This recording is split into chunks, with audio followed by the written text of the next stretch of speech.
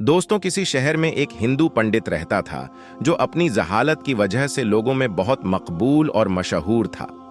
उस पंडित की खास बात यह थी कि वो इस्लाम और मुसलमानों से सख्त नफरत करता था, यानी कि इस्लाम और मुसलमानों के खिलाफ था।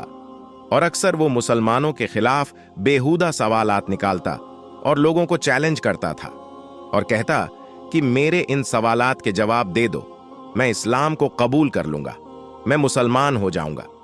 इस तरह से वो अपनी इस गंदी सोच को दिखाकर मुसलमानों को नीचा दिखाता, जिसको देखकर वो हिंदू पंडित बहुत खुश होता था। इस तरह से उसे अपने इल्म पर बहुत गुरूर हो गया था।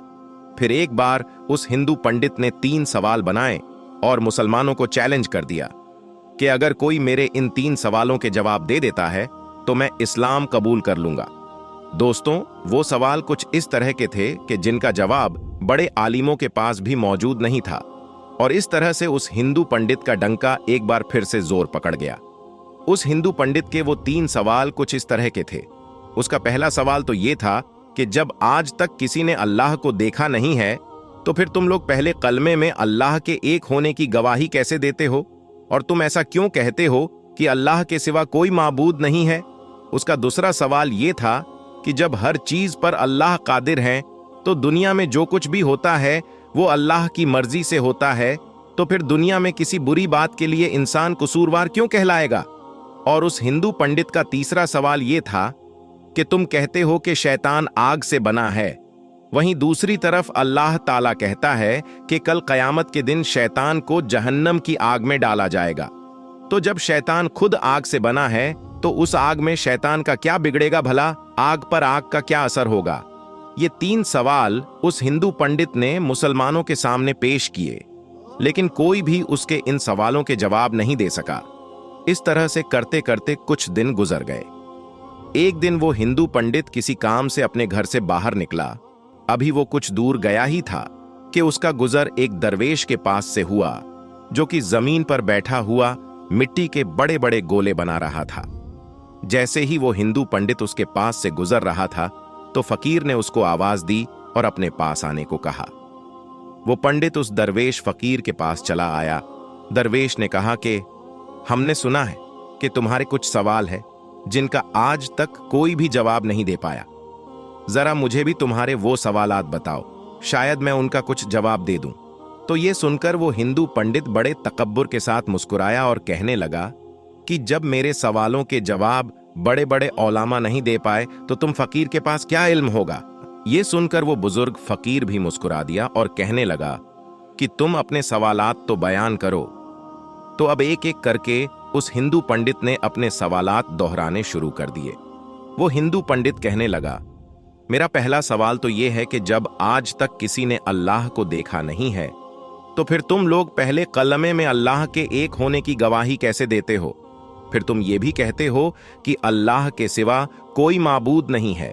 और मेरा दूसरा सवाल यह है कि जब हर चीज पर अल्लाह कादिर है और इस दुनिया में जो कुछ भी होता है वो अल्लाह की मर्जी से होता है, तो फिर किसी बुरी बात के लिए इंसान कसूरवार क्यों कहलाएगा। और मेरा तीसरा और आखिरी सवाल यह है कि आप कहते हो कि अल्लाह ने शैतान को आग से बनाया है, वहीं दूसरी ओर अल्लाह कहता है कि कयामत के दिन शैतान को जहन्नम की आग में डाला जाएगा।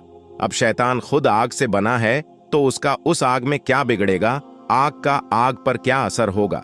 हिंदू पंडित ने कहा कि दरवेश बाबा, मेरे ये 3 सवाल हैं जिनका जवाब किसी के पास भी मौजूद नहीं है। ये सुनकर वो बुजुर्ग दरवेश काफी देर तक उस हिंदू पंडित को देखते रहे और कुछ सोचते रहे। ये देखकर वो हिंदू पंडित मन ही मन खुश हो रहा था, जिसका अंदाजा उसकी मुस्कुराहट से लग रहा था। फिर एकदम उस बुजुर्ग दरवेश ने अपने हाथ में मौजूद मिट्टी का वो बड़ा सा गोला उस पंडित के सर पर दे मारा। उस गोले के लगते ही उसके सर से खून निकलने लगा। पंडित उठ खड़ा हुआ और कहने लगा, तुमने ये जुल्म मुझ पर क्यों किया है, तुमने मुझको क्यों मारा है। मैं इस ज्यादती की शिकायत शहर के काजी से जाकर करूंगा और आपको अदालत में पेश होना पड़ेगा। इतना कहकर वो हिंदू पंडित सीधा काजी साहब के पास पहुंच गया और अपना मुद्दा बयान कर डाला। उस पंडित के सर से अभी भी खून बह रहा था और तकलीफ से उसका बुरा हाल हो रहा था। खैर, उसके बाद बुजुर्ग दरवेश को भी काजी साहब के सामने पेश किया गया। उसके बाद काजी साहब ने पूछा कि हजरत, आपने किस वजह से इसको मारा है? तो ये सुनकर बुजुर्ग फकीर ने कहा, मैंने तो इस पंडित के सवालों के जवाब दिए हैं जो इसने मुझसे पूछे थे। अब ये बिना वजह ही मुझ पर इल्जाम लगा रहा है। ये सुनकर अदालत में मौजूद हर शख्स हैरान हुआ, क्योंकि उस हिंदू पंडित के तीनों सवालों के बारे में हर कोई जानता था। इसीलिए वो हैरान हुए कि इसको मारने से वो सवालों का जवाब कैसे मिल गया। इतने में काजी साहब कहने लगे कि अच्छा बताओ, कहां हैं इसके सवालों के जवाब? हमें तो कहीं पर कोई जवाब नजर नहीं आ रहे हैं। इस पर वो बुजुर्ग दरवेश फरमाने लगे, काजी साहब, इसने मुझसे पहला सवाल यह किया था कि जब अल्लाह दिखाई नहीं देता है तो फिर तुम कैसे उसकी मौजूदगी की गवाही देते हो? इसके इस सवाल का जवाब मुझ पर लगाए गए इसी इल्जाम में है। यह कह रहा है कि मेरे सर में चोट लगने से दर्द हो रहा है, लेकिन क्या इसके पास इस बात का कोई गवाह मौजूद है? तो यह सुनकर वो पंडित कहने लगा कि इस बात का गवाह कैसे हो सकता है? मैं कह तो रहा हूं कि मुझे दर्द हो रहा है। बुजुर्ग दरवेश ने कहा, मगर हम कैसे मान लें कि तुम्हें दर्द हो रहा है? यह सुनकर वो हिंदू पंडित कहने लगा, जनाब, मुझे दर्द महसूस हो रहा है, इसीलिए मैं कह रहा हूं कि मुझे दर्द हो रहा है। यह सुनकर बुजुर्ग दरवेश ने फरमाया कि ठीक इसी तरह जैसे तुम्हारा दर्द दिखाई नहीं दे रहा है मगर तुमको महसूस हो रहा है, वैसे ही हमें अल्लाह दिखाई नहीं देता है, लेकिन अल्लाह को हम हर वक्त अपने साथ महसूस करते हैं, क्योंकि इस दुनिया में अल्लाह के कुदरत के नज़ारे हर जगह पर जगमगा रहे हैं और हर जगह पर अल्लाह मौजूद है। ये सुनकर वो हिंदू पंडित कहने लगा, चलो मान लिया कि मेरे पहले सवाल का जवाब मुझको मिल गया, अब मुझे मेरे दूसरे सवाल का जवाब भी दे दीजिए। ये सुनकर वो बुजुर्ग बाबा बोले, तुम कहते हो कि जो भी करता है वो अल्लाह ही करता है, तो फिर किसी बुरे काम का कसूरवार कोई इंसान कैसे कहलाएगा?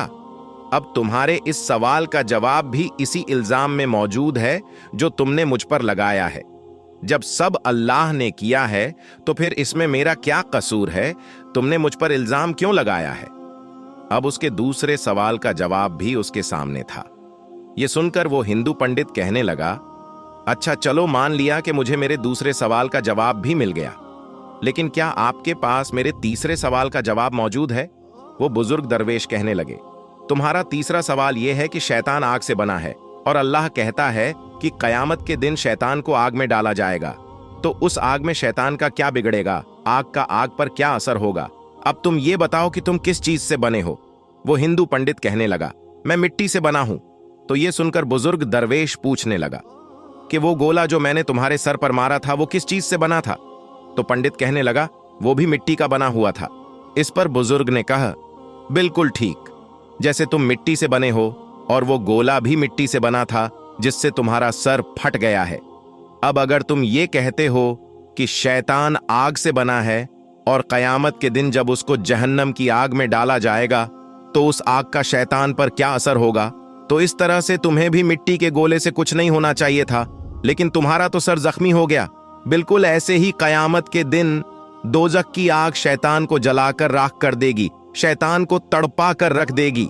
वो हिंदू पंडित ये सुनकर बहुत ही हैरान हुआ, और यही नहीं बल्कि उस अदालत में मौजूद हर शख्स ये सुनकर बहुत हैरान था कि किस तरह एक बुजुर्ग दरवेश, एक फकीर बाबा ने एक हिंदू पंडित को लाजवाब कर दिया।